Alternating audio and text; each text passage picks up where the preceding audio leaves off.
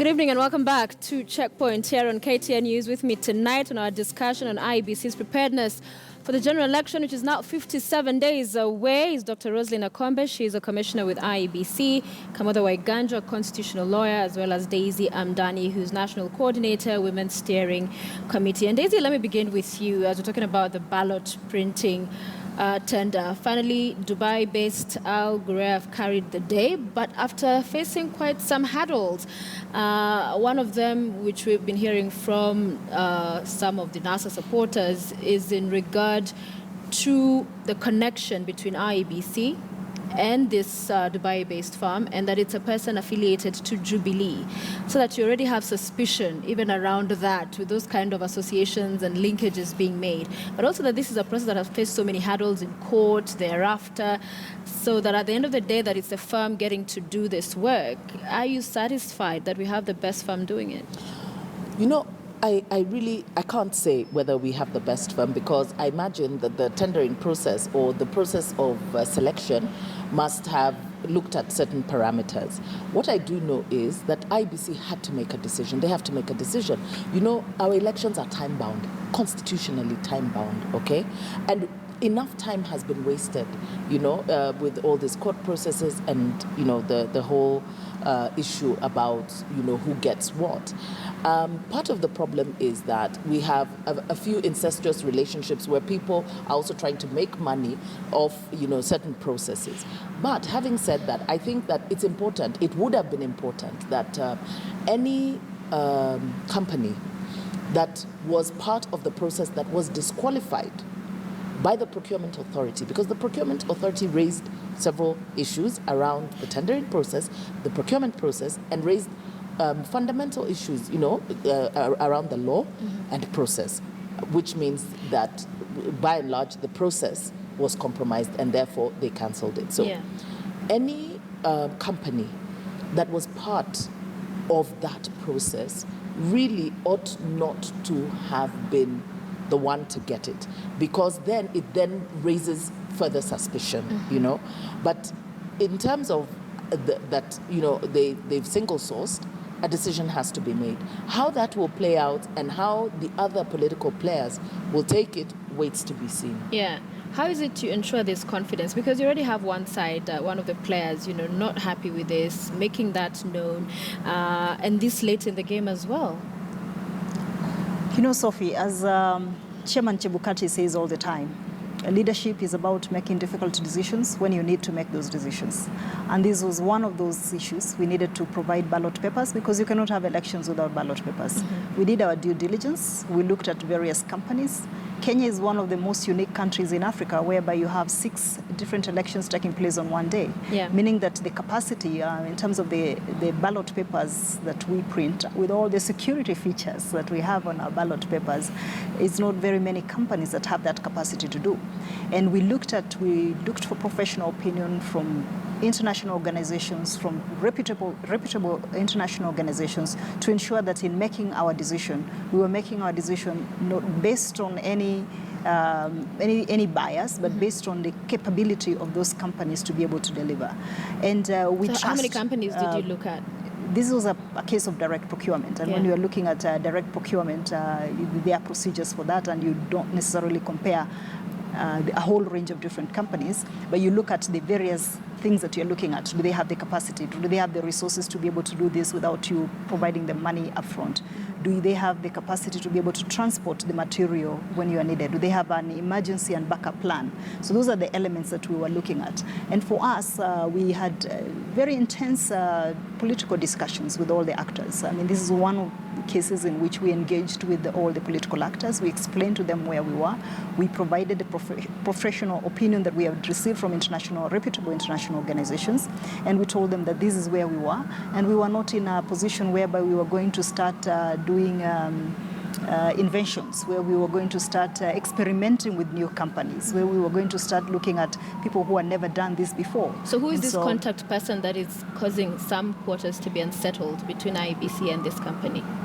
I'm not aware of any other individual. All I'm aware is that what we have done at the IEBC is have a very clear process that had parameters that we were looking at in terms of the capacity for whichever company that would produce for us. And this is a company that we settled in because we realized that it has the capacity, it has it has done this before, it has worked for other countries in Africa before, and it would work for Kenya as it had done before with various by-elections that we have had. Right. Weganja, the issue's been raised legitimate on Al Ghurair getting this?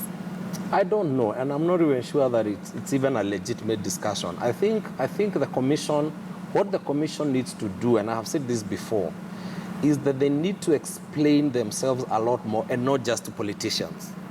And to recognize that the stakeholders in this process are not politicians. Every time you hear politicians talk about huge procurements, the conversations are not usually about the quality and credibility. Usually there are other reasons why these issues are raised. So I'm very careful. I think the most important issue for IEBC at this point, we're 2 months before an election. Yeah. They do not have the luxury of time. The most important issue they should be asking is whether a company has the capacity to deliver. Within limits, of course. I mean, it doesn't mean that you deliver even if you know that these are thugs. But I'm saying, as long as within limits, they are capable, they have a track record in other places, that is the most important consideration. If you want to find out who doesn't know anyone in this system, and that is the person you give a procurement of this nature, you will never do it. There's nobody who's doing procurements of that magnitude who doesn't know someone in the political system here on one side or the other. So I think what IEBC needs to do is explain to Kenyans why is it that you chose these persons despite the issues that have been raised. And if they're able to convince us Kenyans that it was about competence, it was about credibility, it was about capacity, I think most people will buy it. Remember, at the end of the day, what we want are ballots delivered. Even if what is the worst that a manufacturer of ballot boxes can do? Is it that they'll bring more ballot boxes and give them to X? Where will X take those ballot papers? We forget that our electoral system now is based on a polling station by polling station. Even if today you had ballot papers, those days when you could overstaff ballot boxes are almost gone, because you'd have to distribute them to small polling stations. It's almost a logistical impossibility. So I think what IEBC needs to do is expand their constituency of stakeholders, explain to the rest of us, not just to politicians, and if it makes sense to Kenyans, it makes sense. Make decisions. We don't have the luxury of time and make them quickly. Give us an election. I suspect that if we don't have the ballot, and I suspect we may rush to court tomorrow to try and stop this thing. I wouldn't be surprised, Kenyans being who they are. I can suspect that there's going to be a cut-off time. And I'd actually have wanted to ask Doc, yes, when is the cut-off date by which we must have ballots running in some printing machine? Because we are soon going to get there, and then it will be too late. All right. And I think we need to warn ourselves. Yeah. So when is it the printing is set to start? Must start, or else we won't have an election. The artwork has to begin by the 17th of this month. And so we've actually... That's in 7 days. 7 days. We don't have the so we've luxury. already, the good news is that we have already made that decision. Good. We have already signed a contract with Al Ghurair. We have explained to all the stakeholders, but in the end, we had to make a decision as the IEBC. But Kamudo also raised an important point about engaging with all stakeholders and not just the politicians. And that is what we are doing beginning tomorrow. We are having a national conference, Chairman Chebukati, and under the able leadership of Vice Chair, I've been organizing a national election conference that brings together all Kenyans, over 1,000 Kenyans to KICC from the 12th to the 14th to engage on various issues on our election preparedness. The main theme is working together towards a credible and peaceful general election. And we hope that Kenyans will also take advantage of this period to come out, because we'll be having exhibition. And the exhibition that we'll have brings together various things that we are doing, including the KIMS, to be able to showcase how the KIMS technology is going to work. Yeah. We'll use it as an opportunity for voter education, and we are grateful that Kura Yangu, Sauti Yangu, a forum of civil society organizations, is working with us on this, and ESCC, and various, very, very many other actors to bring together our nation to deliberate on these things. And we are very pleased also that not only do we have a confirmation of participation from many Kenyans, but also the 8 presidential candidates have all confirmed their participation, and they will be participating as candidates in the process. Not their people. All right. Daddy, let me ask this without getting into perhaps the merits or demerits, because it's a matter before court, on the announcing of the presidential election results at the constituency level. In as far as what you've been able to hear so far, NASA is saying if a Court of Appeal overrules or overturns a decision by the High Court, they're not going to participate. They're going to ensure there's no election. At this particular point, with this kind of timelines we're talking about, there's so many things happening. There's this crucial decision that will be coming up in just a few days.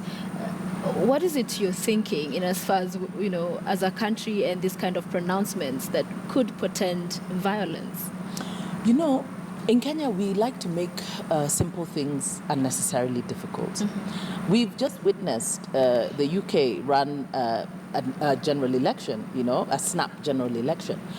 We watched the American general election with CNN and their magic wall, where a media house can actually call the results because the results are tallied at the constituency level, So we need to move ahead with the times. And as Kamodo has said, the days of ballot stuffing are almost gone. In fact, they should be gone.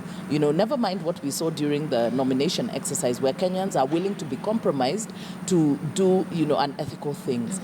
But the issue of where the announcement of the presidential results are made really shouldn't be contentious. I mean, we should be expecting and yet it is. You, Sophia Wanuna, here with your magic wall, calling counties and constituencies for certain presidential candidates as the votes are counted, because it's done in the open.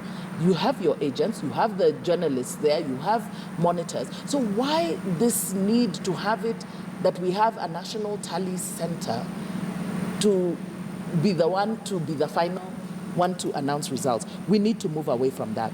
We need to begin to build. IEBC needs to up their game, because they've been training since 2013. IEBC have been working towards ensuring that they have a credible and an able staff to carry out an electoral process. They should be confident enough that the people they have stationed in the counties are able to carry out these results. Now, to carry out the exercise and announce results that are credible enough. We expect the media will be there.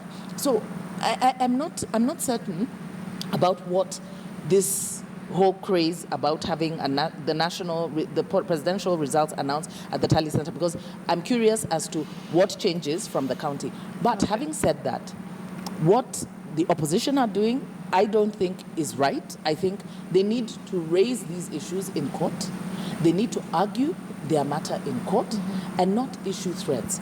IEBC would need to explain to us, or at least explain to the court, why they would want to be the ones to verify the results coming from the county before. Finally, I find it a very interesting discussion. Like all discussions in Kenya, we have either or, and we take very strong positions one way or the other. The issue is actually a fairly simple question. In fact, one of the questions I've always asked is, why do we even have to go to constituency level? Why don't we just say the results at the polling station are actually final? Because that is where you have the raw data. Why do you even allow for us to come and do adjustments, if those are adjustments, assuming that they are adjustments at the constituency? I think the reality is this. We approach elections with such suspicion, that we always assume that even what is a rational and reasonable discussion is because somebody wants to subvert something. Where the discussion about the announcement at the National Center came from is that in the history of Kenyan elections, mistakes actually happen. Mistakes happen. And how do we ensure that those mistakes are processed in one place? Remember that the commission does not sit in a room, and should never sit in a room, if they ever have, where they make those changes without anyone knowing. All the presidential agents are there. The returning officers themselves are in that room. So even if there are any changes that are made, those changes are actually made by consensus. But for me, I think if we agree that the constituency is the final place, I think it's okay. I think it's all right. What is unfortunate is where we say, unless this decision is made by the court, we will not. Because then where do we go from there? Which other decision are we going to say, unless the courts agree with us, we will not do the following. So I think we need to distinguish between the two.